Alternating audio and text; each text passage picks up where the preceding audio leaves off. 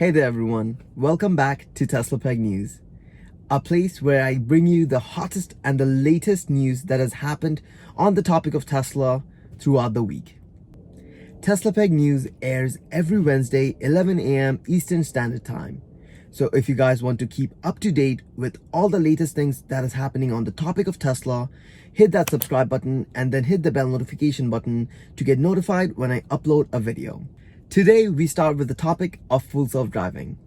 We all know that full self-driving early beta was released to a handful of drivers in the US who has been testing it out throughout the week. I have posted a couple of videos comparing the autopilot with the full self-driving, which I'll link up here. Full self-driving beta has been out to a handful of drivers in the US. No one in Canada or Norway has got access to full self-driving yet. But we have good news. In a recent tweet sent out by Elon, Canada and Norway are next after the early full self-driving beta is released in the US. Now, even though this is very good news to the people living in Canada and in Norway, it's something that you shouldn't get too excited about, because in a recent tweet, Elon has mentioned that the US early beta is going to be out in the US in December. So you can't expect to get the full self-driving accessible if you live in Canada or in Norway. You can't expect to get the full self-driving available before December. So we're expecting sometime in January or February when it will be accessible to Canadians and Norwegians. As I have mentioned before, full self-driving beta has been only accessible to a handful of drivers who have signed up for the early access program in the US. This full self-driving beta gives you the extra feature of the Tesla autonomously lane changing in city streets and also be able to take turnings in intersections. Now, what does this mean? With Navigate on Autopilot that was released and available earlier, you can use full self-driving to drive from one destination to the other with very few interventions by you. And this is a big deal because it is a huge step towards full self-driving Teslas. Also, full self-driving has been doing pretty well. Check out this full self-driving video posted by James Locke on YouTube about a Tesla dodging a road debris as it was driving. Obstacle. Nice.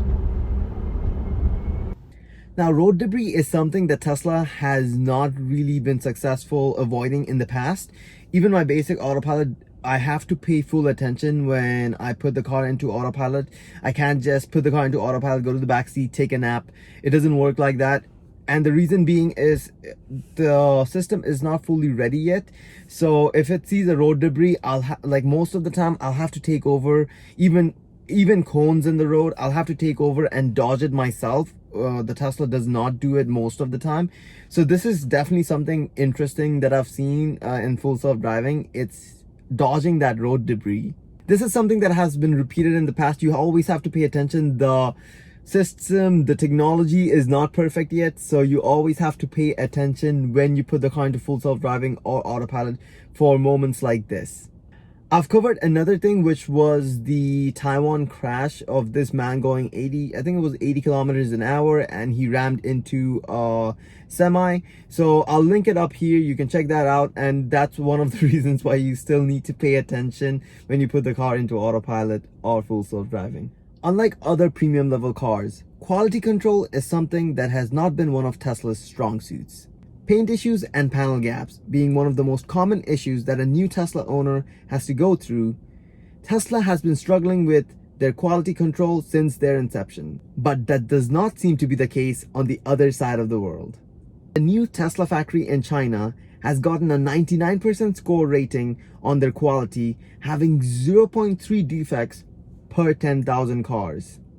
Now, as the Tesla factory in China only manufactures cars that are right-hand drive instead of left-hand drive, we can expect that European Tesla customers would be able to enjoy the new, better Tesla quality, which means your Model Y roof is not going to go flying off.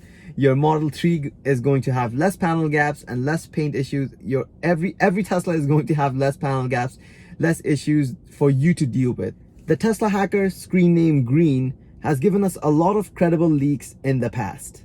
from his latest finds of the latest Tesla software update, he found that Tesla is moving towards including a 5G modem and also including hotspots in its vehicle. Now, to those of you who don't know, Tesla does come in with a built-in SIM card inside, which connects, and we get LTE connection. This can be used to do a range of things, get satellite view maps. You can get Netflix, unlimited Netflix streaming and YouTube streaming. When you buy a new Tesla vehicle, the premium connectivity that comes with Tesla is free. What you get with premium connectivity is satellite view maps, and then you get live traffic, you get unlimited Netflix and YouTube streaming, and much more. But even if you have premium connectivity, you cannot necessarily share it or hotspot it like you see in some cars.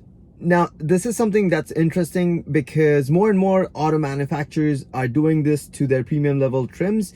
They're giving out hotspots that you can use, and you can connect your phone with to use the internet. Now, this is something interesting because as we move towards autonomy level 3 or 4, we would not need to pay much attention to the road when we are driving. So especially as we move to autonomy level 4, we would legally not need to pay attention on the road anymore, which means we can be on our phone, and to be on our phone we would need to use the internet, hence we would need Wi-Fi hotspot. A Tesla is not a Mustang, said the Ford CEO. The CEO, Jim Farley, is comparing the upcoming Mustang Mach-E with Tesla. The Mustang Mach-E is the first all-electric vehicle by this auto manufacturer. In comparison, the Mach-E can be compared with a Model Y, and I have the specs for it. In paper, even the Mach-E lags behind the Tesla Model Y long-range all-wheel drive. So the price of the Mustang Mach-E is going to be $49,700 before taxes, and the Model Y is $49,990. So it's only $200. The Ford Mustang Mach-E is only $290 cheaper than the Model Y. But even though it's a little bit cheaper, I guess that's why it doesn't have as many miles. So range, the Mustang Mach-E gets a range of 270 miles, whereas the Tesla Model Y gets a range of 360 miles. And going 0 to 60, the Ford Mustang Mach-E does a 4.8 second, while the Model Y also does a 4.8 second. So this would be the first Mustang that can actually beat my Tesla Standard Range Plus. As I'll link a video up here if you guys wanna fight me on that. Watch this video first and then compare a Mustang with a Tesla. The cargo space on the Ford Mustang Mach-E is 59.6 cubic feet, and it gets beaten by Tesla Model Y's 66 cubic feet. Now, keeping price aside, just because they're too close together, the Ford Mustang Mach-E lacks some of the things that you get in a Model Y. But one thing to consider, as Tesla customers in the US don't really get that $7,500 federal incentive anymore. But Ford Mustang Mach-E owners are going to get a $7,500 federal incentive, which might incentivize buyers to buy a Mustang instead of a Tesla when considering to go all electric. Now, speaking of Tesla killers, the supposed Tesla killer, Honda E, could not sell enough electric cars to now need Tesla's help. The Japanese manufacturer could not lower their average new car CO2 emissions to the levels required by the European Union in 2020. Now, Honda is now pooling with Tesla, which means there's more earning opportunity for Tesla, and Honda gets away with saving some money as it's less costly than paying the fines itself. Now, that's the end of TESLAPEG news for this week. If I missed anything, please leave it down in the comment section, and if you guys enjoyed the video, as always, smash that like button and subscribe and hit that bell notification button if you're new to the channel to get updated when I upload every week. Have a wonderful rest of the day. Goodbye.